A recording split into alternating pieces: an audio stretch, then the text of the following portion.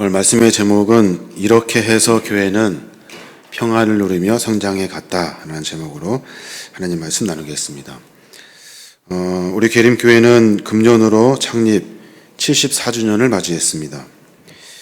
우리 계림교회는 더욱더 건강한 교회이고 모범적인 교회로 성장해야 할 것입니다.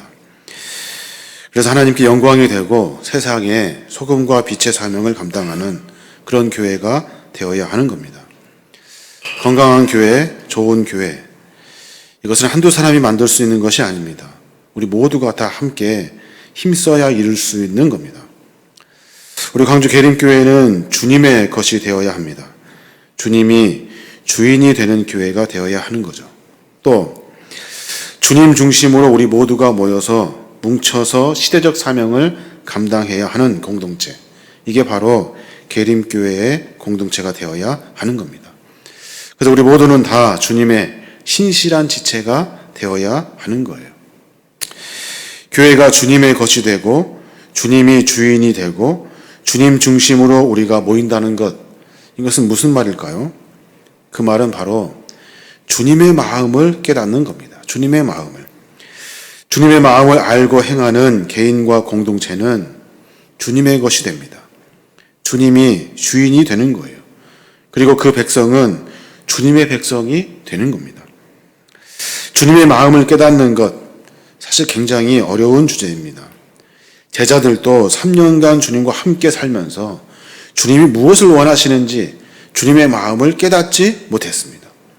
그러다가 어느 순간 자기들 중심에서 예수님 중심, 주님이 무엇을 원하시는지를 고민하기 시작합니다. 그때부터 주님의 마음을 이해하고 깨닫기 시작한 거예요. 그러니까 우리가 그리스도인이라면 주님이 무엇을 원하시는지에 대한 고민, 이 고민을 우리가 수도 없이 반복해야 하는 거예요. 내가 원하는 것이 아니라 주님이 원하시는 것이 무엇인지 생각해야 하는 거예요. 그래야 건강한 교회가 될 수 있고 모범적인 교회가 될 수 있고 그 안에 믿음의 공동체, 하나님의 백성이 될 수 있는 거예요. 주님의 마음을 아는 방법이 뭘까요? 주님의 마음을 아는 것. 이것은 바로 주님이 약속하신 성령의 사람이 되는 겁니다. 성령의 사람. 예수님이 부활하시고 승천하신 후에 10일 만에 약속하신 성령님이 강림하십니다. 성령이 강림하심으로 나 중심에서 주님 중심으로 바뀌어집니다. 나 중심으로 얼어붙었던 마음이 주님의 마음으로 녹아지기 시작한 거예요. 나 중심으로 살았던 삶이 세상을 향해서 주님이 원하시는 것이 무엇인지 고민하며 삶을 불태우기 시작한 거예요. 그래서 성령은 우리로 하여금 예수님의 마음을 알게 합니다. 요한복음 14장 24절에 보면 그런 말씀이 있잖아요. 보혜사 곧 아버지께서 내 이름으로 보내실 성령, 그가 너희에게 모든 것을 가르치고 내가 너희에게 말한 모든 것을 생각나게 하리라. 성령께서는 우리에게 주님이 가르쳐 주셨던, 주님이 말씀하셨던, 주님이 행하셨던 일들을 알게 하고 깨닫게 하는 거예요.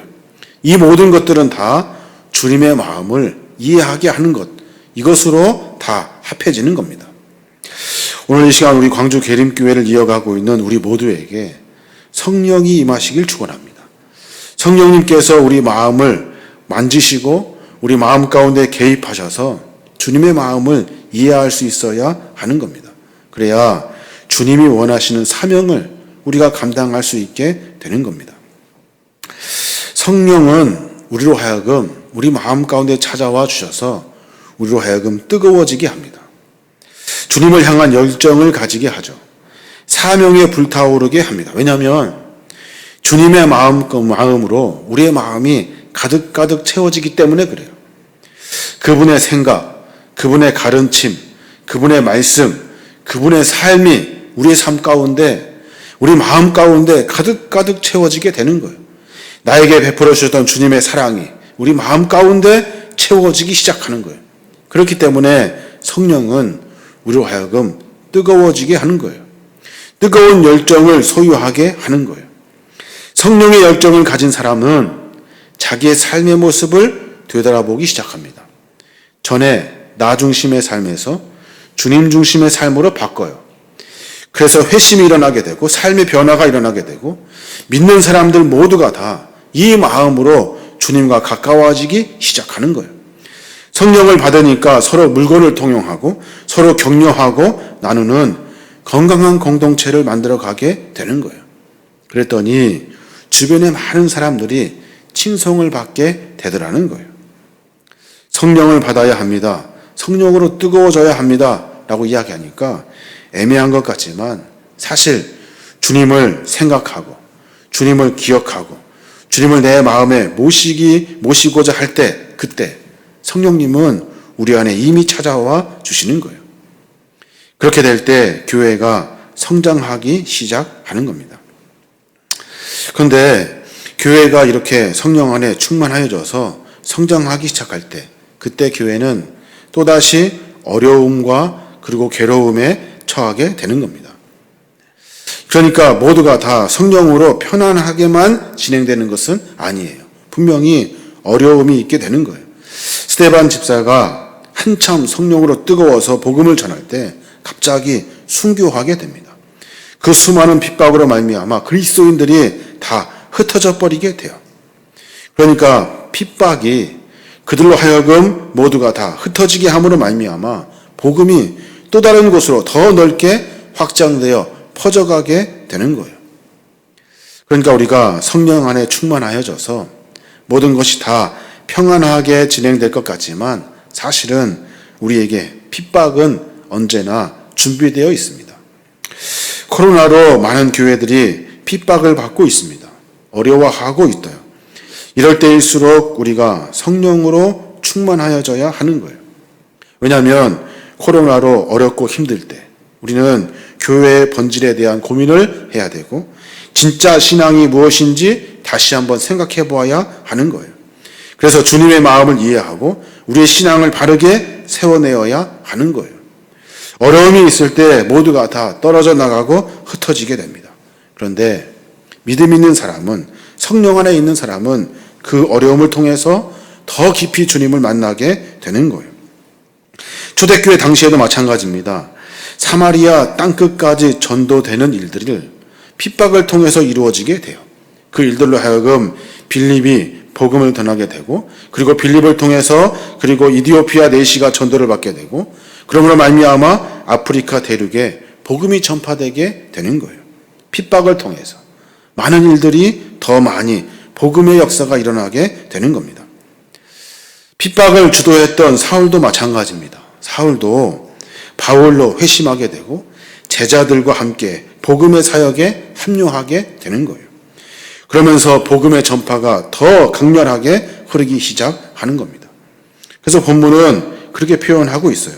이렇게 해서 교회는 유대와 갈릴리아와 사마리아와 온 지방에서 평안을 누리며 성장해 갔다는 거예요. 그리고 주님을 두려워하고 성령의 위로를 받으며 그 수가 점점점 늘어나게 됐다는 겁니다. 사랑하는 여러분, 광주 계림교회 74년이 된 광주 계림교회 우리는 평안하여 든든히 서가는 건강한 교회가 되어야 하는 겁니다. 이 평안은 그저 안락함을 의미하지 않아요. 핍박을 너끈히 감당하여 이기는, 그래서 하나님이 원하시는 거룩한 사명을 너끈히 감당하는 거룩한 믿음의 교회가 되어야 하는 겁니다. 오늘 본문에서 이야기하고 있었던 평안이라는 단어를 사도 바울이 사용하면서 그 당시 상황을 설명해 주고 있어요. 그러니까 그 당시 상황이 어떤 상황이냐면 사울로 인해서 스데반이 죽게 되고 그리고 모든 사람들이 다 흩어졌습니다. 근데 그때 핍박에 앞장섰던 사울이 회심하는 사건이 일어나요.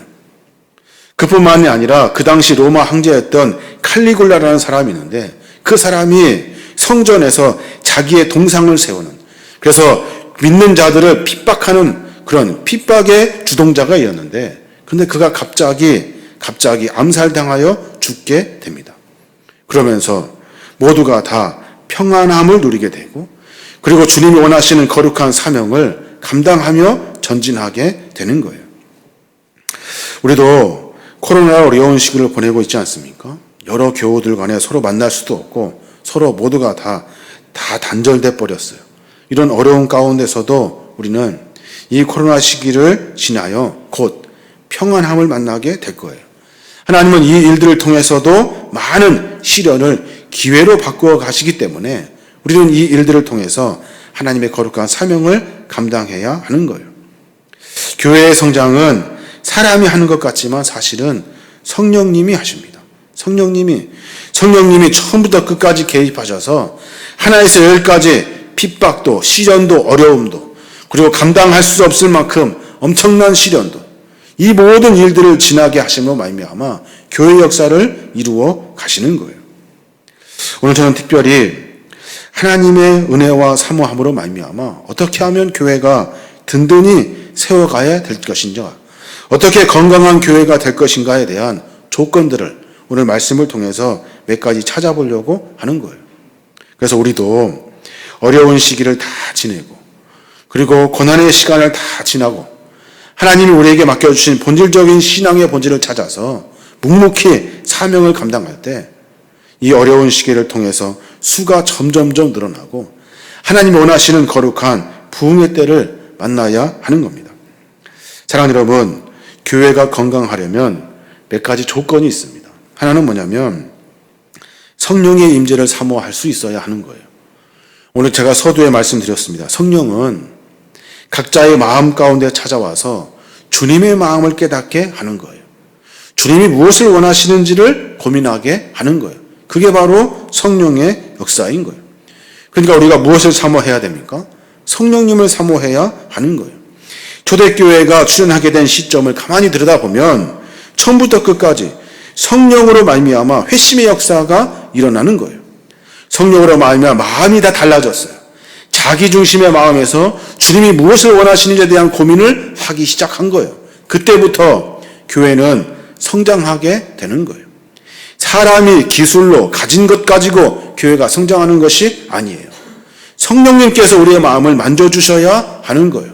우리 마음 가운데 찾아와 주셔서 우리 마음이 나 중심에서 하나님이 원하시는 주님의 마음으로 바뀌어질 때, 그때 우리의 삶 가운데 하나님의 역사가 일어나게 되는 거예요. 본문이 뭐라고 말하게 합니까?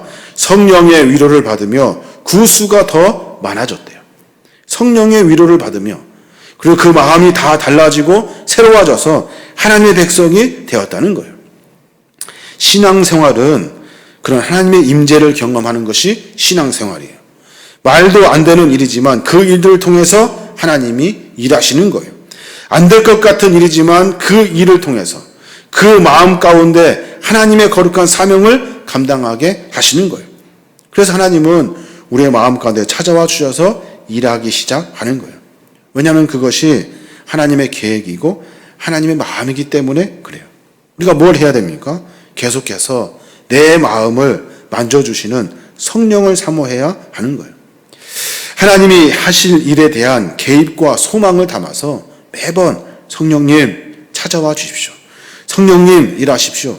성령님이 하십시오. 성령님께 맡겨드릴 때 우리는 우리 눈으로 삶 가운데 성령님이 일하게 되는 것을 확인할 수 있게 되는 거예요. 맨날 머리 쓰고 맨날 계산만 하는 것이 아니라 하나님의 마음과 계획을 깨닫고 성령님이 일하심으로 말미암아 우리가 성령님께 내어드리고 성령님을 사모하면서 성령님을 인정해 드릴 때, 그때 우리의 삶은 성령님의 역사가 일어나게 되는 거예요. 신앙생활은 도덕적이고 정의롭고 의로운 것들을 다 뛰어넘습니다. 신앙생활은 성령님이 하시는 삶을 말하는 거예요. 성령님께서 우리 가운데 개입하셔서 우리의 삶을 만들어 가시는 거예요. 그러니까 그리스도인들은 성령님이 하실 일들을 기대하며 성령의 임재를 사모하며 살아야 하는 거예요. 사도행전의 교회는 그렇게 항상 성령님이 함께 하셨어요. 그래서 분명하게 이야기하고 있는 거예요. 성령의 위로로 진행하였대요. 성령님의 위로로, 성령님의 개입으로 말씀하시고 깨닫게 하시는 성령님의 위로로 교회가 진행되었다는 이야기예요. 우리 교회 온 성도들 이제 일하실 성령님의 기대에 집중해야 하는 거예요. 기도할 때마다, 삶 가운데 살아낼 때마다 성령님 찾아와 주십시오. 성령님 일하십시오. 성령님이 개입하십시오. 성령님이 하십시오라고 맡겨드릴 때 우리는 성령의 역사 가운데 신앙의 삶을 이어갈 수 있는 거예요. 우리 광주 계림교회가 74년이 되었습니다. 앞으로 몇 년간 얼만큼 진행될지는 하나님만이 아셔요.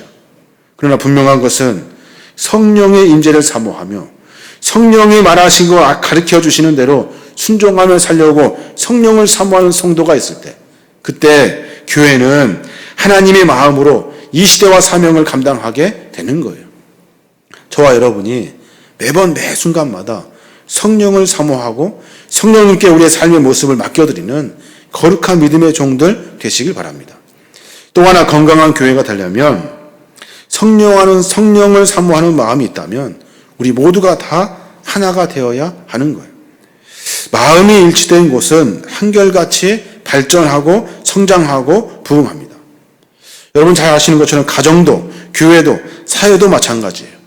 가정 몇 명 안 되는데 마음이 불화하면 그곳은 지옥이 돼버리고 마는 거예요. 교회는 가장 먼저 주님을 중심으로 하여 마음의 뜻을 함께 모아 한 마음이 되어야 하는 거예요. 목회자는 뭐 해야 됩니까? 그것을 이루어내야 하는 거예요. 모두가 다 하나가 되게 해야 하는 거예요. 성도들은 그런 뜻을 존중해서 마음들을 모아서 하나가 되어야 하는 거예요. 함께 주님의 사명을 감당하는, 함께 주님이 우리에게 원하시는 것이 무엇인지 분별하고 사명을 감당할 수 있어야 하는 거예요. 올해는 코로나로 교회들이 모두가 다 어려워졌습니다. 힘들어졌어요. 우리 교회도 예외가 아닙니다. 그런데 우리는 어려운 와중에서도 교회에 본을 보여야겠다고 생각했어요. 교회를 도와줍시다. 지역민을 도웁시다. 어려운 사람들을 도웁시다 할 때 우리는 모두가 다 협력하여 올 한 해 그 일을 감당했어요. 이웃교회를 도와줘야 합니다 할 때 코로나로 인해서 예배하지 못하는 교회, 온라인이 설치가 안 된 교회들, 그 교회들을 돕기 시작했어요. 수해 당한 교회, 비가 와서 물이 새고 돈이 없어서 못 고치는 교회들을 우리가 열심으로 도왔어요. 현지에 남아 코로나와 싸우고 있는 선교사들을 도웁시다 할 때 열심을 다하여 그 일을 감당했어요.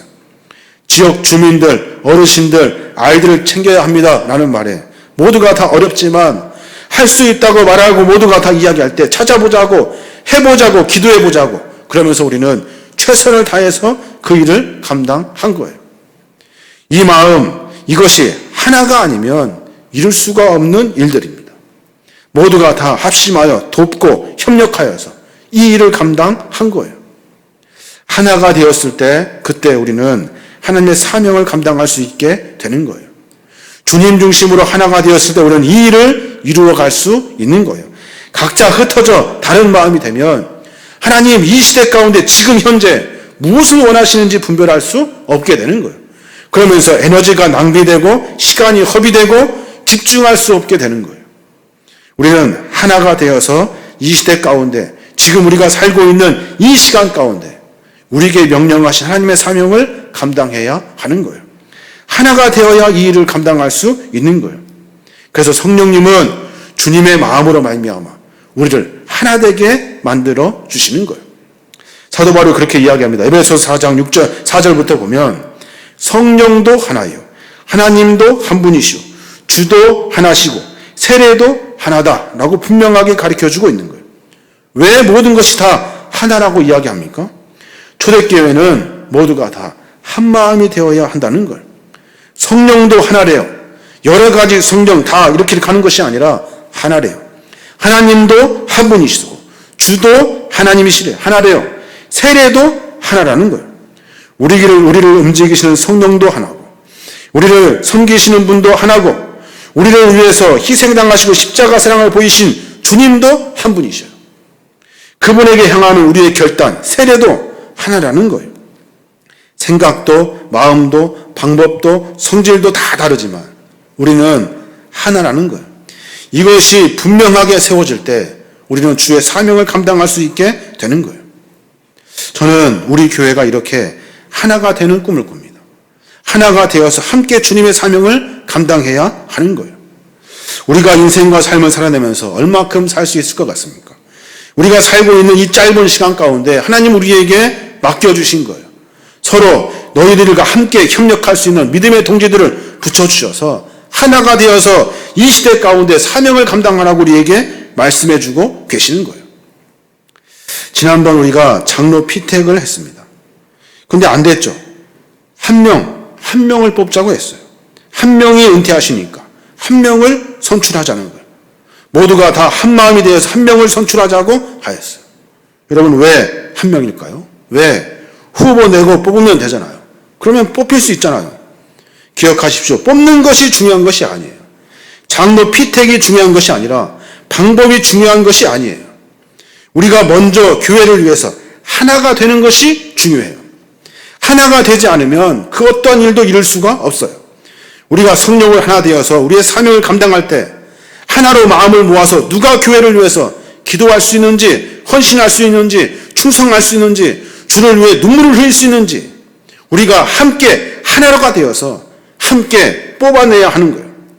아는 사람이라고 뽑고, 친척이라고 뽑고, 나이 젊다고 뽑고, 나이 많다고 뽑고, 내 편이라고 뽑고, 네 편이라고 안 뽑고, 남자라고 뽑고, 여자라고 안 뽑고. 사랑하는 여러분, 내 생각이 아니고 우리가 하나가 되어서 교회를 위해서 주님의 마음을 알아가지고 그 사람이라고 할 때 우리는 주님의 마음으로 하나가 될 수 있는 거예요. 일치된 마음이 없이는 교회는 성숙할 수 없습니다. 교회의 성숙은 수가 많아지는 것이 아니에요. 양이 커지는 것이 아니에요. 교회의 성숙은 성숙함, 그 성숙함으로 말미암아 영향력을 끼치는 것이 교회의 성장인 거예요. 이 영향력은 교회뿐만이 아니라 다른 이들에게 영향력을 미치게 되어 있는 거예요. 우리 교회가 장로 피택에서도 수많은 교회에게 영향력이 되었으면 좋겠어요. 뽑아주는 장로가 아니라 뽑히는 장로가 되어야 하는 거예요. 초대교회와 같이 성령을 사모하면 우리 모두가 다 일치된 마음이 됩니다. 일치된 마음이 되면 이 시대 가운데 맡겨진 주님의 사명을 감당할 수 있게 되는 거예요. 이 사명은 우리로 하여금 예수님이 원하시는 마음, 예수님이 원하시는 마음, 하나님이 원하시는 마음으로 사명을 감당하게 되는 거예요. 그래서 성령님은 우리에게 찾아와 주셔서 우리를 위로해 주셔요. 우리를 권면해 주신대요. 가르쳐 주시고 생각나게 하시고 깨닫게 하셔서 주님의 마음이 무엇인지 알게 하신대요. 그래서 모두가 다 하나 된 그 역동적인 에너지로 말미암아 하나님의 사명을 감당하게 하는 거예요. 마지막으로 오늘 본문의 말씀 마지막 절, 그 수가 점점 더 늘어나고 있더라. 이 말을 묵상하면서 고민이 돼요. 수가 많아지는 것이 목적이 아닐 것인데, 수가 많아지는 것이 목적이 아닐 것인데 이 말은 도대체 무엇을 의미하고 있을까? 묵상해 보면 수가 계속해서 붙었다는 거예요. 붙었다는 것이 중요한 거예요. 어떻게 붙는 거예요? 찰흙이 붙는 것과 같이 서로 함께 붙어요. 그래서 하나의 공동체가 되었다는 거예요. 교회는 공동체가 되어야 되는 거예요. 공동체가 뭐예요? 함께 한 몸이 되는 거예요. 오늘 말씀을 비롯해서 성경은 여러 곳에서 교회를 사람의 몸으로 비유합니다. 왜 하필이면 교회를 사람의 몸으로 비유할까요? 왜냐하면 교회는 공동체이기 때문에 그래요. 손이 아프면 몸이 아파요. 발이 아프면 모두가 아파요. 모두가 와쪽에서 힘들어하면 온몸이 다 힘들어하는 거예요. 그 한 공동체, 한 몸을 세워내야 하는 거예요. 그래서 에베소 4장 16절에 그렇게 말하잖아요. 그리스도의 지도를 통하여 온몸이 온전하게 서로 조화되고 각 지체가 그 기능대로 다른 지체를 도와서 온몸이 건강하게 자라고 사랑으로 그 몸을 세우게 되는 것입니다. 이 말이 다 무슨 말이에요? 그리스도의 지도를 통해서, 그리스도가 우리를 통해서 무엇을 말씀하시는지 깨달음으로 말미암아 우리는 서로 조화가 되어 한 지체가 된대요. 그래서 우리는 몸이 건강하게, 그리스도를 머리로 두신 그 몸이 건강하게 자라게 된대요. 우리가 자라는 힘은 그리스도가 우리를 사랑하시는 사랑이래요. 그 사랑으로 말미암아 온 몸이 다 건강하게 세워지는 거예요. 사랑하는 여러분, 교회는 꼭 공동체가 되어야 하는 거예요. 공동체는 모든 구성원들에게 가장 중요한 유익을 주는 방식이에요.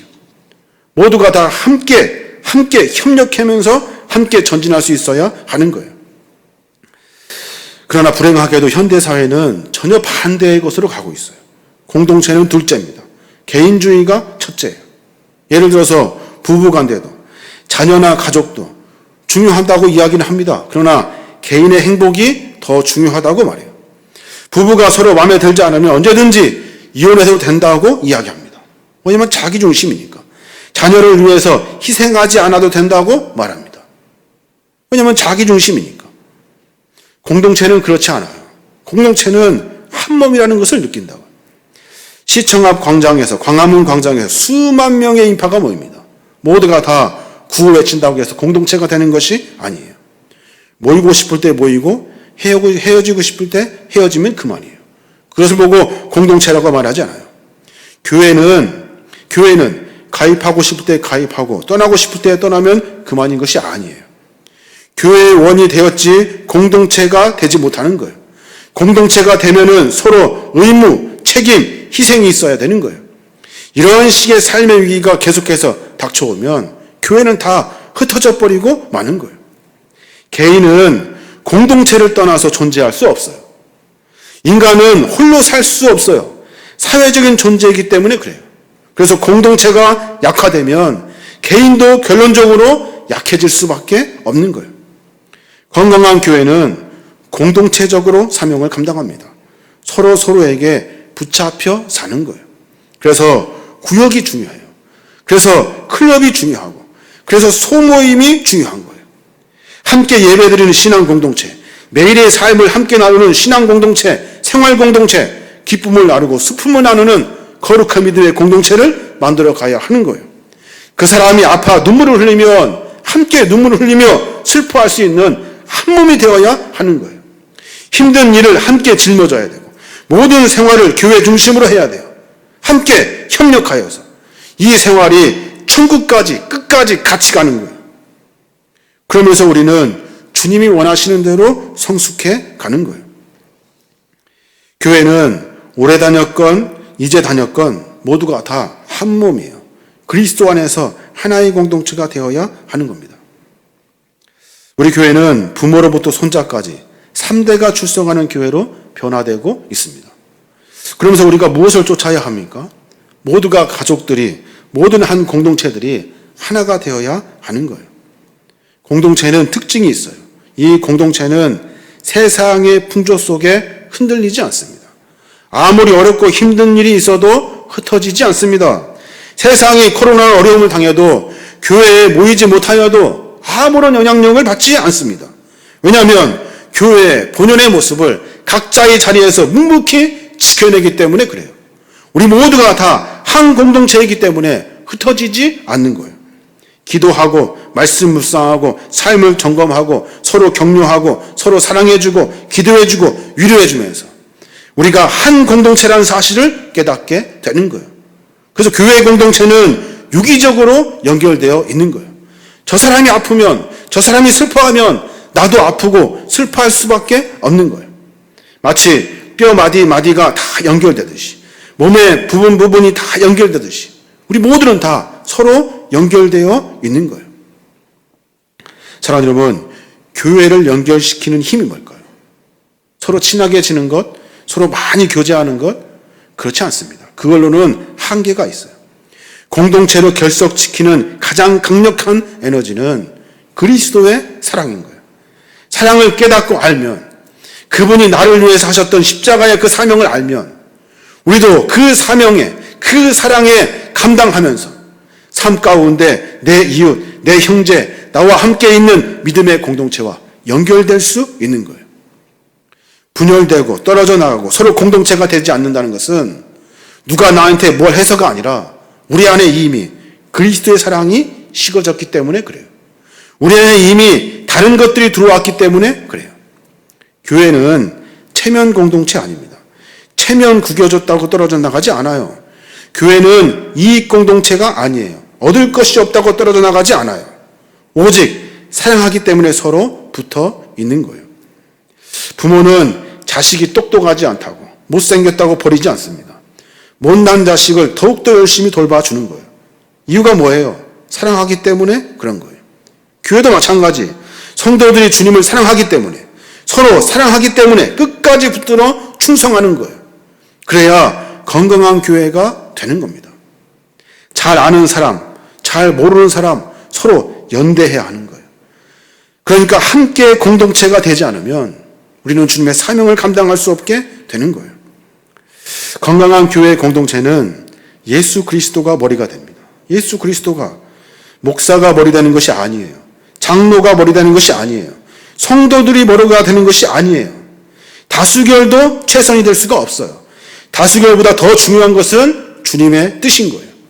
다른 말로 하면 성경의 원칙을 지켜내야만이 건강한 교회가 될 수 있는 거예요. 그래서 우리가 예배하고 전도하고 봉사하고 친교하고 열심히 교회의 사명을 감당하는 거예요. 사랑하고 그리고 함께 지혜를 모으고 함께 힘을 모아서 하나님의 마음을 깨닫고 이해해서 이 시대 가운데 감당하게 하시는 하나님의 비전을 이루며 가는 거예요. 우리 교회가 뭐 분열다 이런 얘기 하는 거 아니에요. 우리 모두가 다 마음 가운데 주님의 사랑을 새겨서 서로 연대하여 하나가 되어야 하는 거예요. 74주년이 되었습니다. 저는 앉아서 고민이 돼요. 교회의 비전이 무엇일까? 교회의 비전이 무엇일까? 도대체 74년에 맞추어서 앞으로의 교회의 비전은 무엇을 세워내야 할까? 큰 무리를 이루어야 되는가? 조직을 탄탄하게 만들어야 하는가? 예배당을 정비해야 되는가? 재정을 더 많이 늘려야 하는가? 사랑하는 여러분, 그런 것이 아니에요. 그것보다 더 중요한 것은 공동체가 되는 거예요. 함께 공동체가 되어 성숙하는 거예요. 함께 사랑을 나누고 함께 협력하고 서로 보듬어주고 서로 마음을 깨닫고 성령 충만함으로 말미암아 나에게 베풀어 주신 하나님의 사랑을 깨닫는 거예요. 내 마음에서 역동적으로 살아 숨지는 그리스도의 사랑, 그 사랑으로 서로 하나가 되는 거예요. 연륜만 자랑하는 무드셀라 교회가 되어서는 안 돼요. 무드셀라 특징이 뭐예요? 나이 많다 아닙니까? 다른 건 없어요. 나이 많은 것이 중요한 것이 아니에요. 서로 공동체가 되어야 하는 거예요. 이제 우리 교회는 74주년을 맞이하게 되었습니다. 앞으로 우리 교회도 건강한 교회가 되도록 힘써야 하는 거예요. 성령께서 우리 교회와 함께 하실 것이고 그런 역할을 감당할 수 있도록 우리 마음을 뜨겁게 하실 거예요. 몇 가지 제안을 드립니다. 우리가 매일같이 2가정씩 기도하는 거예요. 여러분 잊어버리면 안 돼요. 잃어버려서는 안 돼요. 그 일을 계속해서 반복해서 서로를 위해서 기도해 주어야 하는 거예요. 이런 사람도 있었네 라고 이야기하는 사람도 있어요. 그게 무슨 공동체입니까? 그건 공동체가 아니에요. 저는 여러분 함께 기도해 주어야 되고 함께 협력해 주어야 하는 거예요. 주님은 우리에게 서로 사랑하라고 말씀하셔요. 서로 사랑하래요. 서로 함께 협력하여 주님의 마음을 아르라고 명령하고 계시는 거예요. 그리스도의 사랑으로 주님이 머리가 되고 우리가 함께 공동체가 되어서 하나님의 나라를 만들어 가는 거예요. 74주년 이렇게 선포하고 싶습니다. 이렇게 해서 광주 계림교회가 평안을 누리며 성장해 갔으면 좋겠습니다. 이렇게 해서 우리 교회가 하나님 안에서 주님의 마음을 깨닫고 정말로 성숙한 교회가 되어지길 원합니다. 무엇을 해야 할까요? 서로 성령을 사모하고 성령님 나에게 찾아와 주십시오. 내 삶을 만져주십시오. 내 삶 가운데 인도해 주십시오. 그리고 나서 나와 함께하는 믿음의 동지들을 사모하고 사랑해야 하는 거예요. 사랑합니다. 그리고 축복합니다. 그리고 격려합니다. 기도합니다. 이런 말들이 우리 안에 가득가득 채워져야 하는 거예요. 그리고 모두가 다 이 일은 주님의 뜻입니다. 이 일은 우리에게 맡겨진 일입니다 할 때 함께 협력하여 그 일에 매진해야 하는 거예요. 여러 가지 일들을 준비해 놓고 있어요. 아니 주님께서 생각나게 하시는 것 같아요. 그 일 하나씩 진행할 때마다 우리 모두가 다 하나가 되어서 협력해야 하는 거예요. 어렵다고 이야기하기 전에 우리의 삶 가운데 주님의 일이 무엇인지 우리가 어려운 가운데 무엇을 할 수 있는지를 고백할 수 있어야 하는 거예요. 이렇게 해서 광주 계림교회가 평안을 누리며 성장해 가시길 주님의 이름으로 축원합니다. 아멘.